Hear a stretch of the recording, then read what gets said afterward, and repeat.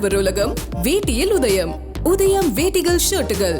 சேலம் மாவட்டம் வாழப்பாடியில் தனியார் வங்கி ஊழியர்கள் கூலி தொழிலாளியை ஒருவர் வாங்கிய கடனுக்காக அவரது மனைவியை தனியார் வங்கிக்கு கூட்டிச் சென்று இரவு வரை தங்க வைத்து கணவரிடம் பணத்தை வசூல் செய்த சம்பவம் பெரும் பரபரப்பை ஏற்படுத்தியுள்ளது. துக்கியம்பாளையம் பகுதியைச் சேர்ந்த பிரசாந்த் என்பவர் கொத்தனார் வேலை செய்து வருகிறார்.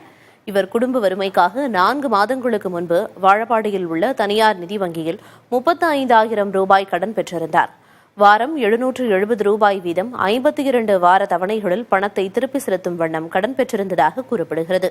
இன்னும் 10 வார தவணை பாக்கி உள்ள நிலையில் பிரசாந்தின் வீட்டிற்கு வந்த தனியார் வங்கி பெண் ஊழியர் வீட்டில் பிரசாந்த் இல்லாததால் அவரது மனைவி கௌரி சங்கரியை தன்னோடு வருமாறு கூறி வங்கி கிளைக்கு அழைத்துச் சென்றுள்ளார். செல்போன் மூலம் கணவருக்கு கௌரி தகவல் தெரிவித்ததை அடுத்து அதிர்ச்சியடைந்த பிரசாந்த் வாழப்பாடி காவல் துணை கண்காணிப்பாளர் ஆனந்திடம் புகார் தெரிவித்தார். அவரின் உத்தரவின் பேரில் நேரில் சென்ற காவல்துறையினர் அங்கு மேலாளரிடம் விசாரணை நடத்தினர். கடன் தவணை தொகை பணத்தை கட்டிவிட்டு மனைவியை கூட்டிச் செல்லுமாறு கூறியது பற்றி தெரியாது என்று அவர் தெரிவித்துள்ளார். இதையடுத்து காவல்துறையினர் முன்னிலையில் 770 ரூபாய் பணத்தை செலுத்திவிட்டு மனைவியை பிரசாந்த் மீட்டுச் சென்றார்.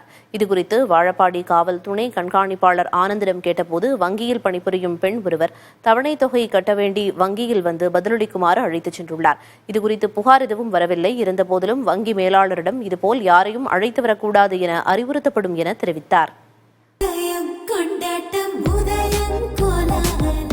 ஆடவர் உலகம் வேட்டியில் உதயம். உதயம் வேட்டிகள் ஷர்ட்டுகள்.